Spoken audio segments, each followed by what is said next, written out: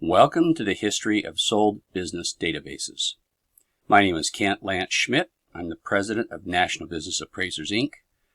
I'm a Certified Valuation Analyst, or CVA, with NACVA, the National Association of Certified Valuators and Analysts. I'm a CBI, or Certified Business Intermediary, with the International Business Brokers Association.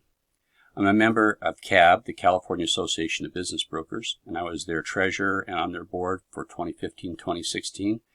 And I'm also on their education committee, where we recently redeveloped their Course 201 Advanced Recasting and Valuation, of which I'm an instructor. I'm also a former CPA, and I have 30 years in valuing and selling businesses. So those are my credentials. So let's begin.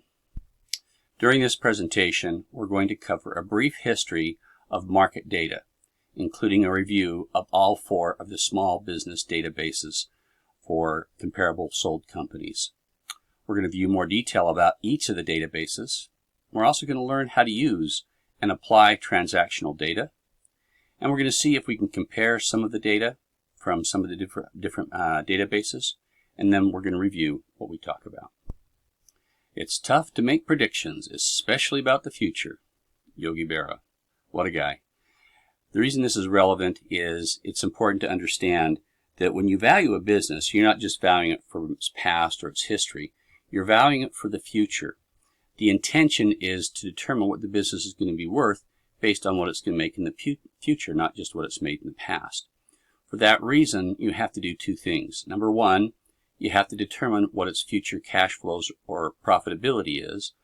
In other words, what we call the future anticipated benefit stream is. And then you have to determine a multiple to apply or divide into that cash flow stream so that you can determine what that business is worth. Buyers in particular are looking for what the business is going to be worth to them based on what it's going to make in the future, not the past. The past is simply data that we use to try and predict the future. So get out your crystal balls, folks. Here we go. First, some history. Before there existed the sold comparable databases, there were basically rules of thumb. And the collection of the data analysts use those rules of thumb were developed by business brokers, buyers, sellers, and other middlemen for those old-fashioned rules of thumb. Those rules of thumb were basically developed in the 40s and 50s, and they were very broad, and they're all over the map. They were basically just gross generalizations of what a business would sell for as a multiple. They were just basically a ballpark figure, close enough for horseshoes, hand grenades, or atom bombs. Webster's defines rules of thumb as a general principle or rule based upon experience or practice as opposed to scientific calculation, and or a rough practical method or procedure. Rules of thumb are probably older than any other valuation or pricing method. They're basically the original way that people would try and get some relevant idea of price before we have any kind of statistical databases or data information that was valid by either sold businesses or with any kind of statistical analysis. The first to compile and distribute rules of thumb was a man named Glenn Desmond. He was an ASA, American Society of Appraisers, accredited senior analyst and a business appraiser in Los Angeles. Glenn started accumulating data back in the 1940s, and then in 1976 he published Rules of Thumb, and it had 2 editions, and they were printed in hardback form. Opining on the original Rules of Thumb, Shannon Pratt, arguably the godfather of valuation, said, "In the business valuation body of knowledge, that rules of thumb are folklore generally based on oral history among members of industry tribes regarding methods and parameters for valuation of companies in a particular industry or profession." Today, however, we've come a long way from those rules of thumb, as they were called. And there is a book, a guide, basically, the Business Reference Guide, and you see the 2020 version here, that was founded by a man named Tom West. He was a Business Brokers Press, and it compiles and prints an annual report. This annual report, or Business Reference Guide, is what I call the Business Broker's Bible. It is a great guide. It's powerful. It's a very thick guide. It has a lot of detail in it, including information on industry, but it's more than just the rules of thumb or the industry standards for SDE or revenues. They have EBITDA multiples in there as well, but it has a great deal of background for the various industries, at least a couple of pages in most cases. Tom's son now, Ron, has taken over the business, and he now sends out questionnaires to various individuals that are knowledgeable about transactions in their business area and compiles that data into the guide in this continuing mission. I worked with Tom. Tom's a great guy. He has a lot of knowledge. They do a lot of things. If you go to their website, you'll find a lot of information on valuation and other things too. If you're in the business brokerage community, or if you're a buyer or seller, you can get some information from things on their website. So it's a great website, and it's a great reference guide. They do a great job. The guide has over 660 pages of very useful information, including the industry standards or rules of thumb. And I guess, as I mentioned, vignettes written by various transaction experts about significant issues and things in those businesses and industries. Tom and now Ron, or Ron and now Tom, compare their rules of thumb or industry standards to the data in the various databases. So it's not just the industry experts that have given those multiples. They've been vetted or verified against the ratios in the various databases, BizComp, SteelStats, etc., to see that they're comparable and that they make sense. So they vet them in that way as well. So now let's talk about market approach and comps. First, the industry standards basically are used in the income approach, applying that standard to a value, that multiple to a threshold of either EBITDA, SDE, etc. Or it might be considered partially a market approach because those numerical multiples have been vetted somewhat. But let's talk about the market approach. The market approach is what real estate professionals use in the real estate market, and it's been used in pricing real estate for over 100 years. It's the best way to value businesses too, if the data is available. Almost everyone is aware of how homes are priced, and even commercial properties. So that's a great way to really get a good handle on the value of real estate. But the market approach requires comparables too, and there just isn't as much data available for the market approach. The market approach is where comps or sold comparable data is used. It is the preferred approach by the IRS, courts, and all of the valuation accreditation bodies such as NACVA, IBA, ASA, and American Institute of Appraisers. All of them use or prefer the market approach where they can find sufficient data for the multiples. Otherwise, they can't use that approach.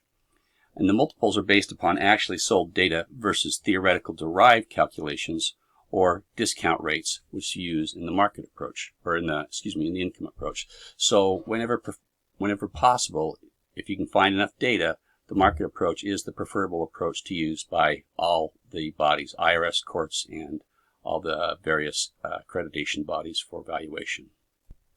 The biggest problem with using the market approach is there's not a lot of data available in some cases. Small business data, unlike real estate, is not readily available, and it's not required to be reported publicly. So it has to be collected and reported privately. And the only individuals that have repeated involvement in these types of transactions with a body of knowledge of it are business brokers and business intermediaries. They're the ones that supply this data or these comparables. These comparables are reported or contained in 4 different databases. We're going to talk about each one of these databases here. The first transactional database was developed by Ray Miles of the Institute of Business Appraisers in 1980. Today, that database is owned by ValueSource, LLC. Originally, the information was limited by the fields of information it contained. Data was gathered from many different sources, and unfortunately that hurt its credibility, as much of the data was never vetted and couldn't be backed up. The database today contains over 37,000 companies in its transactional database and provides both revenue and SDE multiples. SDE stands for seller's discretionary earnings, which we will define later. Again, in summary, this database, the IBA database, or Institute of Business Appraisers database, was originally started by Ray Miles in 1980. The information was limited by fields of data. However, now it contains over 60 fields of data. The data was gathered from many sources, which unfortunately hurt its credibility. It does provide multiples by both revenue and SDE. It contains over 37,000 transactions in over 800 industries or SIC codes. You cannot sort by NAICS code there. They're large-sized transactions. It has 3,000 sales that have revenues in excess of $1 million. And the more recent transactions, there are 6,000 more recent transactions that have occurred or have been reported within the last 5 years. And that data is pretty well vetted. The older data is not well vetted, but the more current data is well vetted, and they're working on cleaning up some of the old data. ValueSource has owned this database, the IBA database, now known as ValueSource Market Comps, since 2012. ValueSource is working on making the database better and more accurate. They're purging some of the older data, and they're making sure that the new data is validated and it's verified. ValueSource offers great customer service. They have a great template too for the direct data market report, so that you can create a report actually for your client using their data. In summary, ValueSource Market Comps has over 37,000 transactions in over 800 industries. 2,500 transactions have revenues in excess of $1 million. 6,000 of those transactions have occurred within the last 5 years, which implies that 31,000 of those transactions are 6 years or older, and it's only available online. However, I have to say, if you ever have any need, Dave Miles is incredible. He's an awesome guy. He works for ValueSource. He's no relation to Ray Miles that started it, but he is a very knowledgeable, very helpful man, and they're committed to cleaning up and purging the old data. And their intention is to have a lot of that old data purged and cleaned up by the end of 2020. Anyway, it's something we should be grateful for this original database, and it's really going to get better over time. The second of the 4 databases is called BizComps. This second database for small businesses was developed by Jack Sanders in 1990. I actually helped him when he very first got started, as he came into my father's company, and I made sure that we gave him the comps so that we'd have a good database. The BizComps database was developed to address weaknesses of the ValueSource Market Comps data, originally or formerly known as IBA. The BizComps database contains 21 fields of data of information, and it's based on the criteria that business brokers felt were the most important. That's where those 21 fields of data come from. Most of the information is contributed by business brokers with a certification. The database today contains over 25,000 transactions. Some more history here. BizComps was started in 1990. BizComps software was developed in 1995. It was licensed for online delivery in 1997. It has 21 fields of data. It's very well vetted by Jack Sanders himself and provides multiples of both revenue and SDE. It was made available through NACVA, the National Association of Certified Valuation and Analysts, and CIR in 1998. Business Valuation Resources has had it available and been marketing it since 2000. Jack created a BizComps User's Guide in 2004, and current software updates were online as of 2006 and created online contribution in 2006 as well. And a reward system began in 2013, so a person who contributes can also have the right to use the database. BizComps online use began in 2013, and in 2014 Jack added 2 more partners that helped market his database. The file is very intuitive, it's easy to work with, and there's a user's guide that's very helpful. BizComps currently contains over 25,000 transactions with 21 data fields and a median revenue of $167,000 and an average selling price of $345,000. Again, it's available online for both single search or to purchase the database for a year's use. The third business transactional database is known as DealStats now. This transactional database was developed by Shannon Pratt in 1996 and was originally called Pratt Stats. So it is now DealStats and has been reformatted in 2018.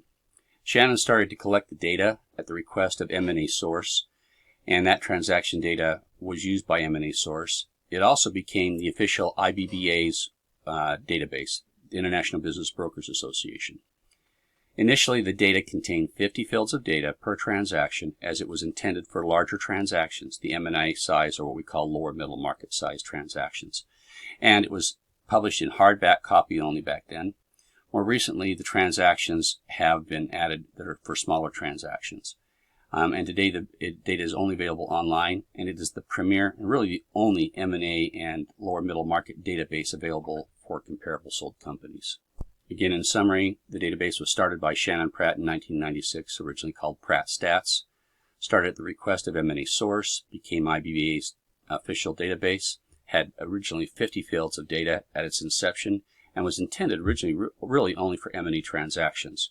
It was originally only printed, and later on they started adding small businesses to it.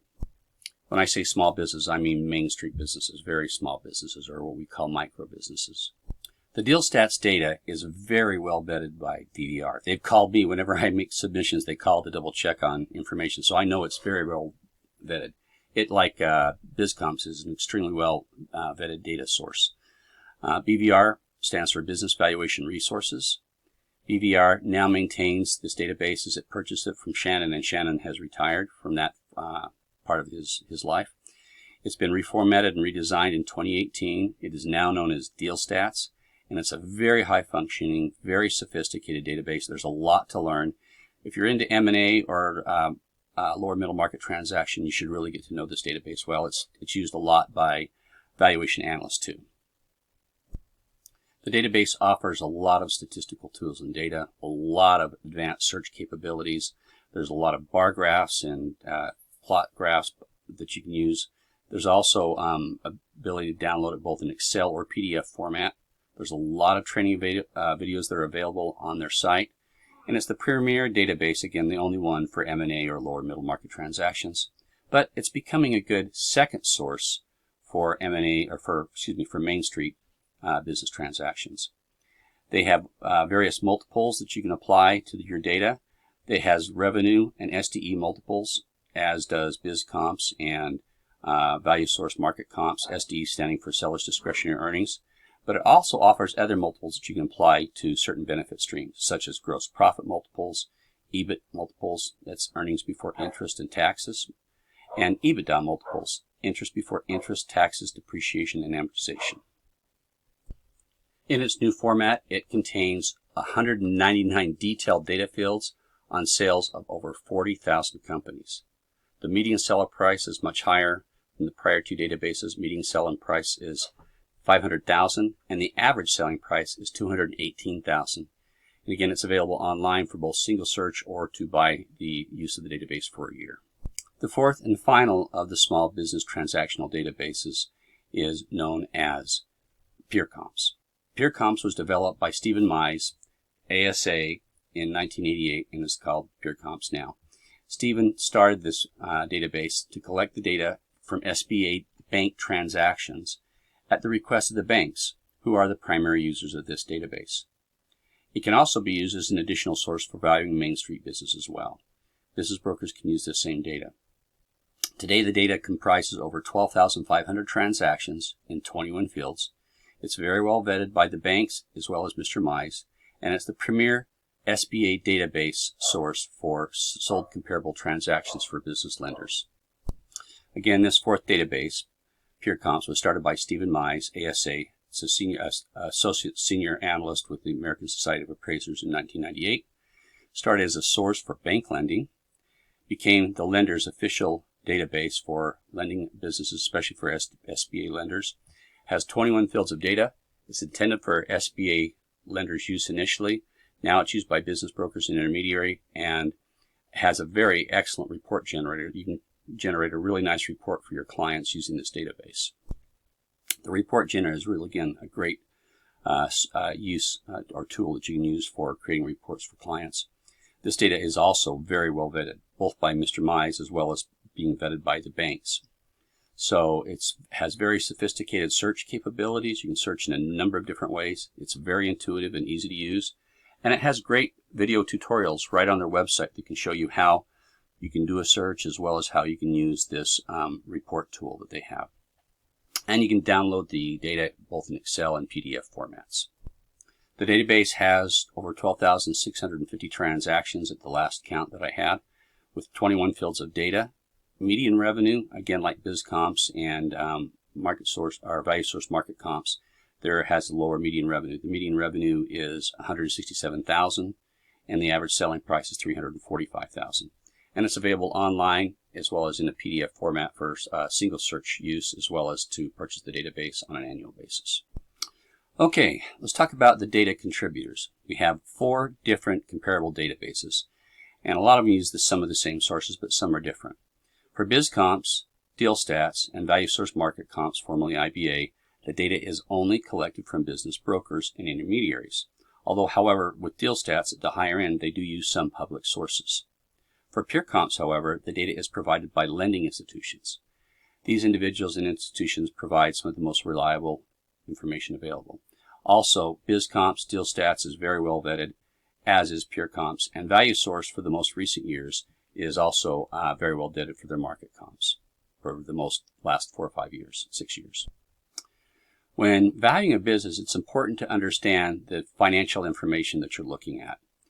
Each of the databases present different information.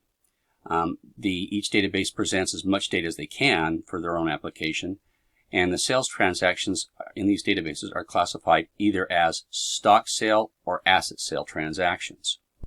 It's important to keep this in mind so you're comparing apples to apples and not apples to oranges. You must make sure that you look at your own company that you're valuing and determine what kind of company it is, what size, and whether it will probably sell with an asset on an asset purchase basis or a stock sale purchase basis. You can convert these different transactions from an asset sale to a stock sale or vice versa through various means. But it's important that if you're looking at a company that you know what is available from the different sources. BizComps has only asset purchases. The other 3 databases have both stock and asset purchases, or stock sales and asset sale data from the various comparable companies that they have in their database. Later on, we'll show you how you can convert an asset sale to a stock purchase or vice versa. In looking at the data and valuing a business, you have to make some judgments. First place, you have to understand the difference between what we call a Main Street deal or transaction and a lower middle market transaction. A Main Street transaction businesses usually sell on an asset sale basis, and these business transfers usually transfer debt free. And there's smaller businesses. They have revenues of $3, $4, $5 million or less. They make $200,000 or $300,000 a year profit to the owner. They're very small businesses. You could even call them micro businesses, which is what they're referred to by many in the industry. Then when you move up the scale to the larger businesses, what we call lower middle market transactions, in other words, they're not the Wall Street transactions you see, but they're lower middle market transactions. They can be sold on either a debt-free or with debt in place under a stock sale purchase basis, or they can be sold under an asset sale basis as well. The reason this is important to understand is so that you can compare your company to the right source and data source. If you're looking to value a Main Street business, you want to look at using BizComps and possibly a second source for that. And then if you're using a lower middle market transaction, you want to use DealStats. And then you can use, there really isn't a second source for the lower middle market, only DealStats. But you want to make sure that you're comparing asset sale type transactions to the type of business you're looking at, because it will most probably sell on an asset sale basis. However, you can convert, as we'll show later on. So let's talk about a business that sells debt-free, or what we call the debt-free zone here. Most of the businesses that sell debt-free are usually Main Street transactions, very small transactions. Some of the larger transactions do sell debt-free, but most of the ones that sell debt-free are the smaller micro businesses or Main Street transactions. One of the reasons for this is the sellers a lot of times don't want the risk of carrying any paper or carrying a loan, or have what we call a seller carryback in that regard. That's one of the reasons that these smaller businesses usually sell without any debt attached to it. In comparing a cash transaction to a term sale, we note that the term sale involves a down payment and then a balance of the purchase price paid in some form or another over time, usually with a note with a certain interest rate over a certain period of years paid to the seller over time. Sometimes it's secured, sometimes it's not. In a current study by BizComps, they found out that of the small Main Street businesses, that 36% of them were cash transactions. 36% of the smaller micro businesses sold on a cash-only basis. So you can see that the circumstances of the sale are important. All cash or near cash sales is a sign possibly of a distressed business. Maybe the seller has some issues with it and they just don't have any confidence in the business being run by someone else. Sometimes they're just risk adverse. They want their money out, they're retiring, they don't want any risk with the new buyer. And other times it's due to the business itself or the buyer purchasing the business, and the seller simply doesn't know that that person has the ability to run the business in the same way that they do. So they just don't want the risk of carrying paper or a note on that business. In addition to understanding the difference between a stock sale and an asset sale, and understanding the importance of whether a transaction is taking place on a debt-free basis and what type of elements are in those transactions. It's also important to understand the size element. So a bigger versus a smaller company. The micro transactions or the micro businesses or the Main Street businesses usually can sell quite often with owners' compensation of $200,000 or less. So the smaller businesses, usually a person we would say in our industry are buying themselves a job. That the income from that business is basically providing their lifestyle, their earnings. I say that it's usually a job with an investment rider, because once they paid it off, they can then sell that business and get something else out where you can't sell a job. So I consider the small business transaction basically purchasing a job with the investment rider. However, when a transaction gets to a size where they have $500,000 or more in owner's compensation to the owner, whether it's through stock or whether it's return of investment there or whether it's from their salary, when the total compensation arrives at over $500,000, the size effect comes into play and the multiples go up, maybe from a 2 multiple to a 3 multiple or 2.5 to a 3.5 multiple or so on and so forth. The size effect comes into play as the business gets larger in size. One of the reasons for that is that because it is less risky, therefore those multiples have a higher range. The reason it's less risky is because there's more management involved and it's less dependent on a single owner. For that reason, it's less risky and it's more lucrative as an investment. It's more of a true investment to an owner than a business where you're just buying yourself a job. So now let's distinguish what's included in these comparables or comps or sold businesses that are found in the various databases. What's included and what's not included in those values that they provide. First, the furniture, fixtures, and equipment values, as well as goodwill and other intangible assets are included in all of the multiples. So regardless whether it's BizComps, DealStats, Value Source Market Comps, or Peer Comps, those items are always included in those values for those businesses. Fixtures, however, of course, don't actually transfer the owner to the buyer, but they have the use of them. But the furniture and equipment, hard assets, as well as the intangible assets of goodwill and other things are included in the values for all 4 of the databases. The actual furniture, fixtures, and equipment value, or FF&E value, is still useful in comparing transactions, and it can help support a value that's been developed where any given database provides it separately, and most of them do. The ideal level of value for those physical assets is fair market value in place.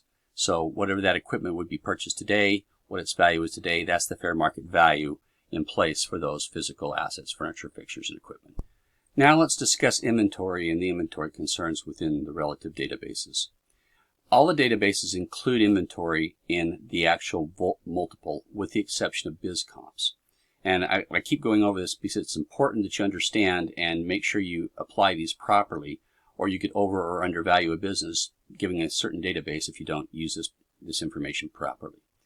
BizComps intentionally excludes inventory from the asking price and the sale price. The amount of inventory then is shown, so you can use it to compare transactions. Then the inclusion of inventory in the smaller business, if it is included, would distort the sale price and can lead to erratic ratios. And that's the reason why Jack Sanders specifically excluded inventory in his database. And that's why this database was initially created. So this inventory must be added to the final value when you determine a value using a BizComps multiple of either revenues or SDE and apply it to your company's revenue or SDE. You then have to add inventory or you will undervalue the company. So it's critical that you understand this. The other databases include inventory in the multiple, so you don't have to do that, but make sure you don't go the opposite direction and add inventory to those database values or you will overvalue those companies or your company based on if you misapply that procedure.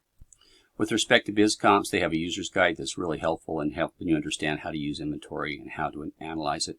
The other databases have information as well, and most of them show inventory separately.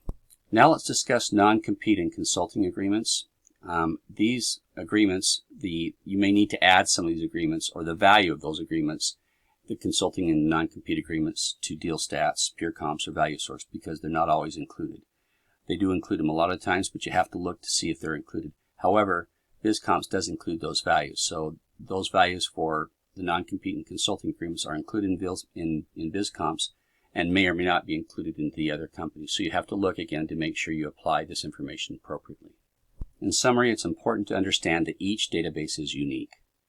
All the databases do include the value of equipment and the physical assets, as well as goodwill and intangible assets, and usually licenses in the sold comparable of each company that they have in their database. Additionally, all but one of the databases includes inventory, again, which is BizComps, and which is then shown separately. The inventory too is an important concept to understand which database you apply it to and which you don't. Again, in summary here, it's important to remember what's included in the databases. BizComps only has transactional data for asset sales and includes furniture, fixture, equipment, goodwill, and intangible assets, and license, but does not include inventory. However, it is listed separately. The other transactional databases has some of that same information, but it includes inventory. And so it's just important to understand this so that you don't, mix your metaphors here. I realize this may be somewhat redundant, but it's just important. I'm emphasizing this for a reason, to make sure that people get this right when they use inventory, and which companies which databases they compare it to, and what's included and excluded in the other databases versus as far as also the transactional types, asset sale versus stock sale. It's important to understand these different elements of these different databases. Again, in summary, deal stats, peer comps, values of market comps include inventory and their multiples, as well as other noted assets. Additionally, all three of those databases have both stock and asset sale data in their databases. Since these databases include stock sales, then the analyst or broker has to be careful to see what's included in each of those multiples and make adjustments accordingly to make sure that the data you use to compare to your subject company is appropriate, so that the comps utilized reflect the business being valued. And current assets, current liabilities must be considered in this analysis. Again, as we noted, there's a big difference between an asset sale and a stock sale. However, the stock sale may be very close to the enterprise value or equity value for the larger business, for what we call lower middle market businesses.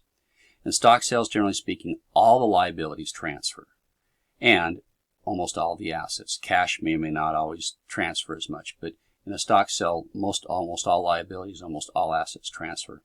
Nevertheless, some learning is involved and attention needs to be paid by an analyst or broker. It's necessary to understand what actually transfers, so that it's necessary in order to use the data properly and achieve the right results. Otherwise, again, you can have incorrect information. So again, deal stats, peer comps, value source market comps can have either a stock sale or asset sale transaction in their database, where BizComps only has asset sale transactions, and for BizComps you need to add inventory. There is a way, however, you can convert an asset sale or you can convert a stock sale or equity value, and we're going to show you how you can do that, as it can be done in 2 steps. And that can be done for any of the databases that has those different transaction types. So if you want to convert an asset sale transaction to a stock sale transaction, because you have a larger business or a lower middle market business, it can be done, whether it's BizComps or any of the other databases, Pratt Stats or Deal Stats, or any of the other databases that have an asset sale transaction. If you really want to use it, you can convert it to a stock sale. And this is the formula or the methodology in which you can do that. First, you add all short-term and long-term assets less the book value or the value of the furniture, fixtures, and equipment. You have to deduct that because that's already incumbent in the multiple that's created by the asset sale transaction data. So add all assets of any type and just remove the book value of the furniture, fixtures, and equipment. So that's step 1. Step 2 is then subtract all liabilities. The result is a stock or equity value. As we mentioned, in most of the smaller transaction, liabilities don't transfer. So that's why the liabilities have to be taken into account in converting to a stock sale. So by adding all the other assets that quite often don't transfer in a small transaction, like accounts receivable or some other asset that may be a part of the business but that doesn't transfer, you have to add all those assets in, deduct the furniture and fixtures, and then subtract the liabilities, and the result is a stock sale or equity value. In addition to converting an asset sale to a stock sale, you can also convert a stock sale to an asset sale transaction for comparability. So to convert a deal stats or peer comp stock sale to an asset transaction, you do the following. You take what's known as MVIC, or the market value of invested capital, i.e. the sales price from deal stats or peer comps, and then you add the non-interest bearing debt that would transfer. Then the next thing you do is you deduct any cash, any accounts receivable, and any other prepaid assets from that total, and you arrive at an asset sale value equivalent by doing this. This is the procedure, again, to convert a stock sale to an asset sale. So basically you can convert asset sale to stock sale or stock sale to asset sale.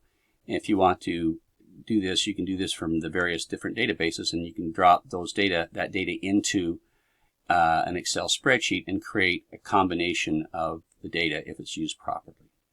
Again, you have to consider inventory in the case of BizComps, and it may have to be adjusted where the other database is included. You may have noticed that I didn't mention value source market comps when it comes to stock sales.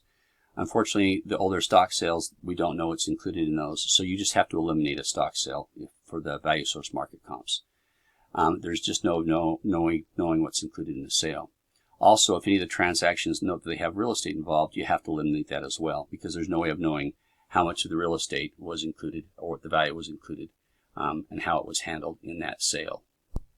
Age is what makes furniture worth more and people worth less. Author unknown.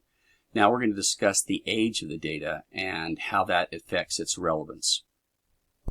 As you analyze the data and the age of the data in the different databases, it's interesting as you find a kind of a phenomenon here, and that is that time does seem to affect the gross sales and gross revenue multiples over time. However, not the earning multiples. Surprisingly, the SDE multiples age very little. In a BizComp study over a 2-decade period of time, they were identical. The SDE mean and median multiples were identical over a 20-year period of time, where the sales and revenue multiples did change somewhat. So anyway, it's important to understand that. So unless there's some notable change in an industry, the SDE multiples just don't change over time. They're very reliable. Nevertheless, the older data does seem to lack some credibility the older the data gets, and that needs to be kept in mind. But I tend to use SDE multiples. I tend to shy away from revenue multiples, although quite often I'll give my clients both, and then I'll explain why they should rely more on the SDE multiples. And this is one of the reasons, is that those multiples change very, very little over time, where the revenue multiples do fluctuate over time. Now we're going to discuss some of those data points that are available in the databases. As you know, BizComps have 21 fields of data. DealStats has 199. But within these fields of data, it's important because you can look at different comps and compare comparable to comparable or sold business to sold business, as well as compare them to your subject company. One of the areas that's most relevant in terms of that comparison is the percentage of rent paid. Rent paid may be one of the most important ratios in terms of determining the viability of a business. Higher rents simply puts more profit in the hands of the landlord. Except for unusual businesses, 10% is the highest rent that should be paid. Note in California it might be 11 or 12 because the rents are so high out here. However, it's important to understand that the higher the rent gets, the more you're just working for the landlord. And in some cases, a business becomes unsellable if the rent is too high. That's one of the first questions some people ask, is they want to know what the rent is because they just simply won't buy a business. So that's why this is important. You can compare comparable to see what the percentage of rent is. Maybe a company that has really low rent has a little higher value than a company that had a higher rent. And that might be a reason for some of the differences in those comparable companies, or when you're looking at your own subject company. Another category to consider is the days on market. This indicator can also help the analyst to determine the desirability of a business, either the sold comp or the business they're looking at, and the industry possibly too. The average time to sell a business, according to BizComps, is 218 days, with a median of 174 days. So businesses that take over 1,000 days to sell are difficult businesses or have some issues or have some problems. In some cases, it's just because the seller overpriced the businesses and was resistant to bringing it down. Other times it might be a difficult industry, such as industries that require licenses. Contractor businesses or businesses that require licenses sometimes take twice as long to sell as the typical business. But if you're analyzing data and you're looking at some of these different businesses and you see one that took a long time to sell, you may look at it and you may decide to throw it out because maybe it's not as comparable as the other businesses. There might have been some anomaly there. So that's one of the reasons it's important to look at this, is just to see that maybe you throw out some of those that have really long selling times. But again, it helps also in looking at your subject company to see maybe how long it might take to sell it as well, and to make sure that the data that you have in your database is comparable to the company you're looking at that you're analyzing. Another good data field to look at is the number of employees. It's another way to compare transactions by employees. There's advantages and disadvantages, both the number of employees that you have in a company. Some of the advantages are really based on the perspective of the buyer. Some people don't want to deal with a lot of employees. They want a smaller employee base. They don't want to deal with the business taxes and issues with employees, especially in California where the tax rates are so high out here. So quite often that's an advantage to a business buyer if it's a smaller business. However, there's some advantages to having a lot of employees too.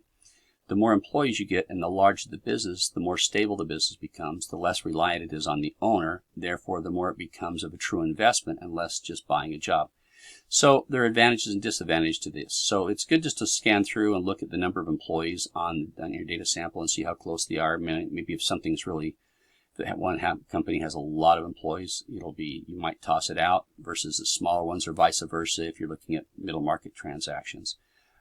Quite often in the search by revenues, if you search and sort by revenues and pare your search down for your sample by revenue size or SDE size, that will eliminate some of these other variables as well.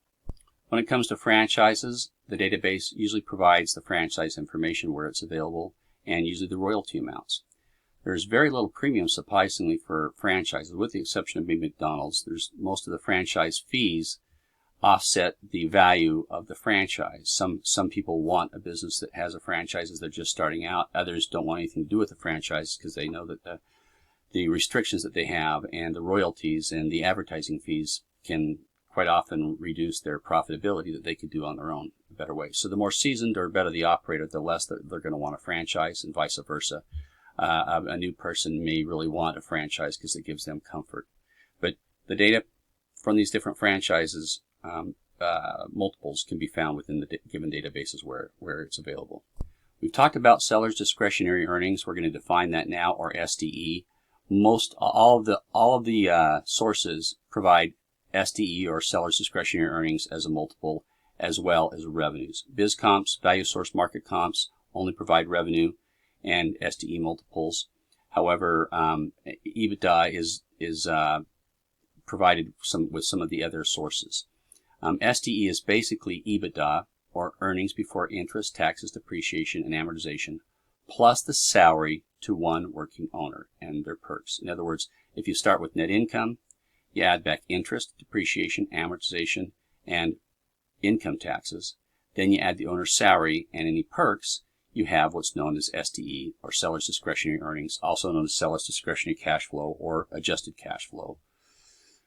Deal Stats provides revenue, gross profit, and EBIT, earnings before interest and taxes multiples, as well as EBITDA multiples and SDE multiples.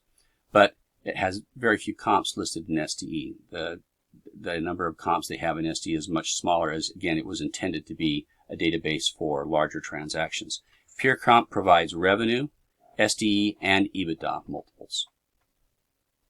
So in order to work with these databases, the analyst or broker has to be able to convert back and forth to the different thresholds or the different earnings bases.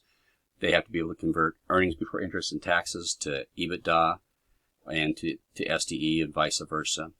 And adjustments are more complex than it is for calculating EBITDA when it comes to SDE. There's a lot more to those smaller transactions that are included in those adjustments usually. You need to add owner's compensation and perks, along with non-cash charges and other expenses, to convert EBITDA to SDE. Not to beat a dead horse, but it's just important that people understand how to convert or how to determine or derive SDE, seller's discretionary earnings. And here's the formula. Seller's discretionary earnings equals NIBT, net income before tax, plus amortization, plus depreciation, plus interest, which equals EBITDA. And then add the owner's compensation, owner's benefits, certain non-business expenses and one-time business expenses, and you arrive at SDE. Now we're going to actually discuss the use of the data within the database and what you need to look at to make sure that you have a relevant sample and have used the appropriate data in order to determine your multiples. All right, in using the sample data from these different databases, you need to understand a couple of things. First, you have to have enough comparable companies in order to create a valid comparable multiple. You have to have enough comparable companies to do that. That threshold is usually a minimum of 5, and I would say 6 up to 30. Valuation analysts argue between whether you should have 6 or 30 comparable transactions for a sample to be valid. So that's the first thing you need to consider. Do you have enough comparables in your sample for it to be valid? That's number one. Number two is you need to determine whether or not the grouping of that data in the sample is close enough to each other to be relevant. If it's spread all over the map, then it's not going to be relevant. It's going to be invalid. So how do you determine whether it's relevant and whether it's close enough? Well, you can use regression analysis. You can put the data on a scatter graph, and each of the databases provide these regression analysis tools. So you can click on the tab and see how closely your data is grouped. So it's really great to use those tools in the databases. It's also a great way to find outliers so that you can remove them. You need to eliminate any of the outliers and any non-relevant data so that your data, your sample is relevant, it's close, they're close enough to each other, you have at least 5 or 6, and then you can look at other things that are relevant in the databases as well. Comparability is what's important here. You want to make sure that the data that you're extracting is data that's comparable to your subject company. So you have to determine how your client's business varies from the market data that you've extracted from the sources for your sample. If necessary, you have to adjust the ratios to reflect that difference and or eliminate some transactions. You can also convert transactions to your client's equity value if it's a stock sale, or you can take some of those transactions that are stock sales and convert them to an asset sale if you're working on a Main Street business. Then you need to determine the weighting for the market data approach in applying the multiples and the ratios from the different databases that you use. And the Business Reference Guide has some good information on this too, on how to weigh it. Or excuse me, you can use the Business Reference Guide data and weight it too. So if you're using BizComp's deal stats, for example, on the Business Reference Guide, and you have 3 multiples for SDE, well, which do you use? And which value that you derive from that do you use? Or if you have 3 of them based on revenues, which do you use? Or if you've got 6 values, which of those values do you use? Do you average them all? Do you weight the average? Those are the things you have to consider in using multiple data points or multiple values that are derived from these databases and from the Business Reference Guide. And that's easy to do. I use it in several of my in the valuations that I do. I weight the different multiples depending on what's valid and what I think is the best for use in valuing that specific business. So in addition to looking at weighting the different results from the different databases and then looking at using those different results together, you can actually mix the databases. It says there do not mix databases, but there is a way that you can actually do that. So if you only have a few data points or a few businesses from each of the databases and you don't have enough to get yours 5 or 6, you can combine them. You can mix the gross sales results from each of the databases. That's the good news, but you have to be careful how you do it. So you can mix the gross sales results from the different data sources if you're careful about it. Again, with BizComps, you have to include the inventory when you're done with your result. But you can also create some changes here. There's another way that you can use or use some of these databases in combination too. The caveat here is to use those ratios, you have to be sure that you know exactly what's sold in each of the transactions and make sure that you've modified those transactions so that they're comparable. So they all include inventory, they all include the same assets that are being sold or liabilities, or exclude them, so that each transaction is comparable to the other transaction and what it includes or excludes. So for example, first for inventory, you have to add inventory to the BizComp value so that it's equivalent to the deal stats, pure comps, and value source data, etc. So you have to look at each transaction and make sure they're comparable. That's basically what we're saying here. In closing, there are 4 databases that can be used together, but with extreme caution. The best practice, however, is to determine a value with each of the databases separately and then compare those different values. So you have an SDE value for BizComps for your company. You have an SDE value for deal stats. You have an SDE value for value source market comps and for peer comps. Maybe you have 4 values for SDE, and then you compare them and you weight them. That's usually the best way to get the best results from it. Same if you use the revenue sources, but again, I prefer the SDE sources. And then again, if you're looking at larger deals, then you pretty much going to be using just the data from deal stats, or possibly there might be some EBITDA multiples that you can use from peer comps. Again, it's important you understand these databases and how they work.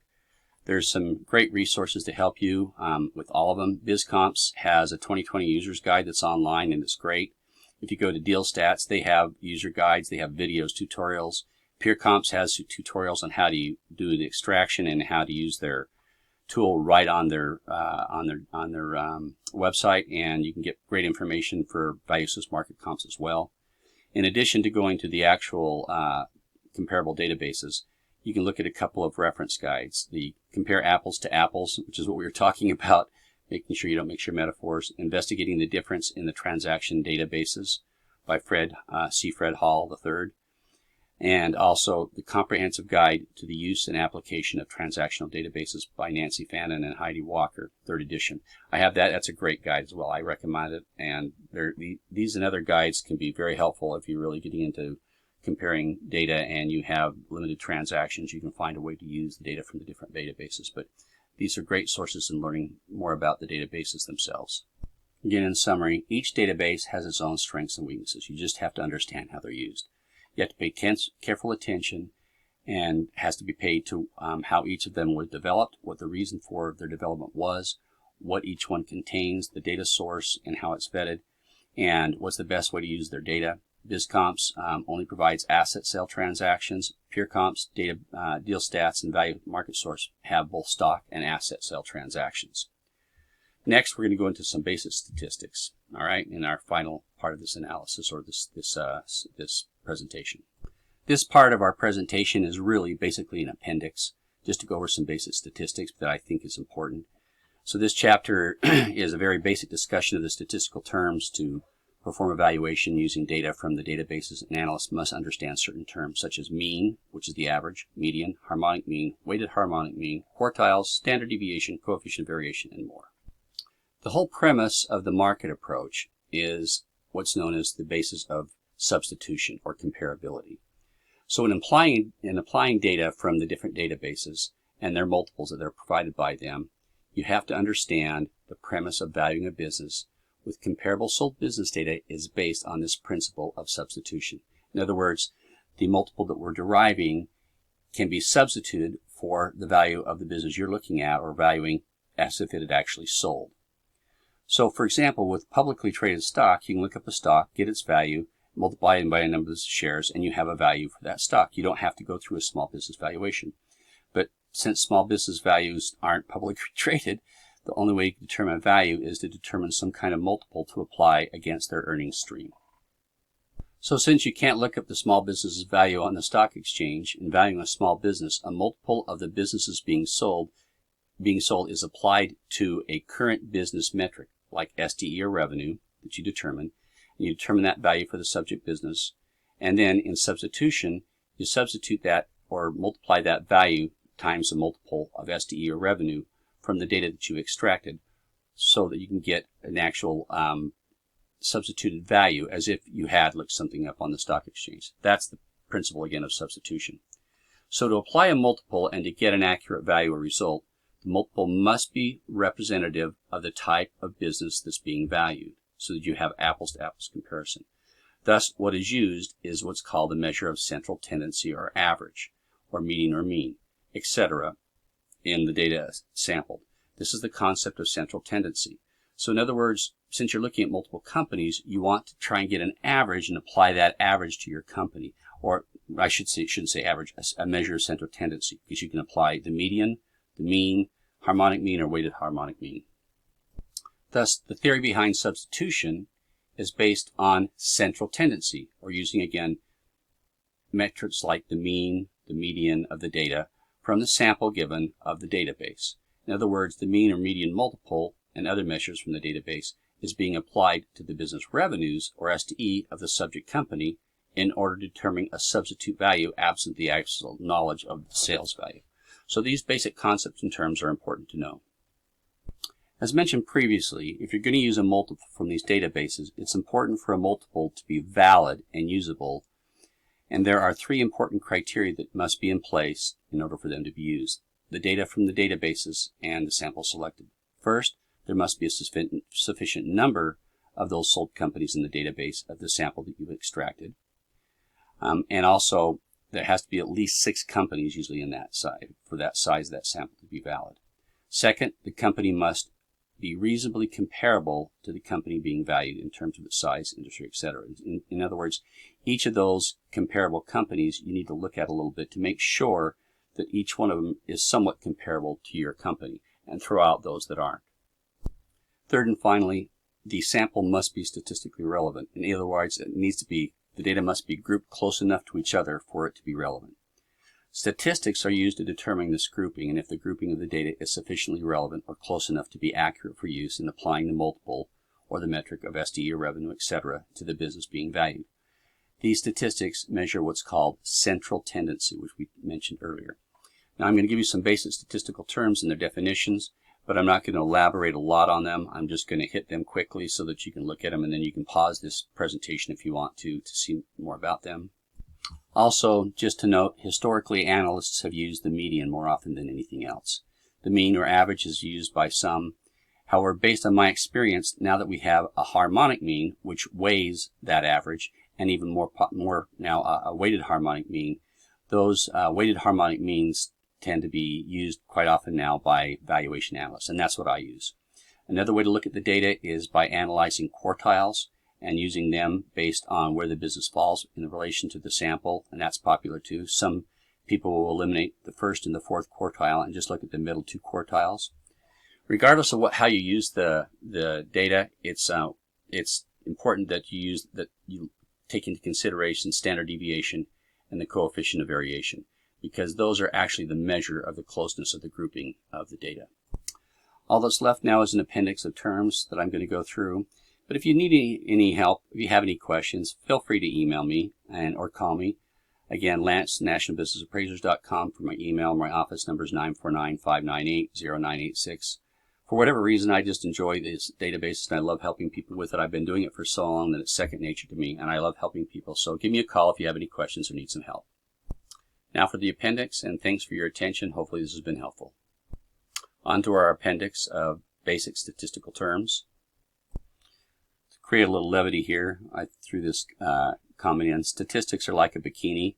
What they reveal is suggestive, but what they conceal is vital. So it's important to understand the data again, and that's why these statistics are important.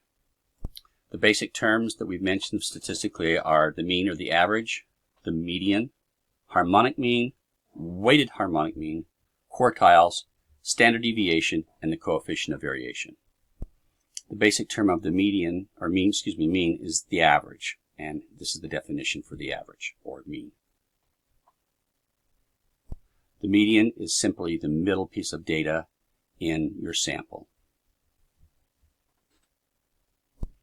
The definition of the harmonic mean is provided by Shannon Pratt here. This is the continuation of his definition of the harmonic mean. Again, it's somewhat elaborate, so take your time, pause the presentation to read this. This is the final slide that shows the computation of the harmonic mean. The definition of the weighted harmonic mean is provided here by Wikipedia. Here's a definition of the weighted harmonic mean from Investopedia. The explanation of the weighted harmonic mean is provided by Dealstats, and they provided this table here below as well as the computation. They're the only database that has the weighted harmonic mean. Quartiles is basically dividing the data into quartiles, or quarters basically. That's what a quartile is, and here's the basic term or definition. This is a more graphical representation of the quartiles. You can see the 25% divisions, the interquartile range, which some use, and the median, which would be right in the center of the quartiles. The definition of standard deviation and its computation is provided below here.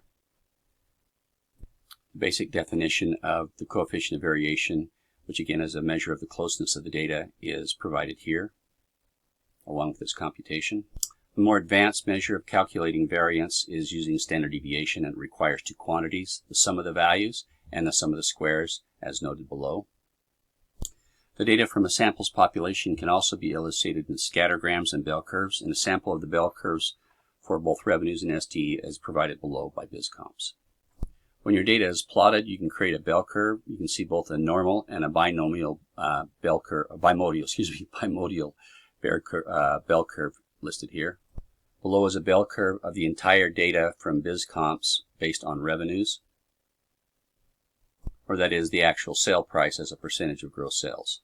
This final bell curve, also from BizComps, shows or illustrates the actual sale price to discretionary earnings for the entire database of BizComps. And that concludes our presentation. I hope this is great. I hope it's helped you. Again, call me or email me if you have any questions or need any help. Thanks, and have a great day.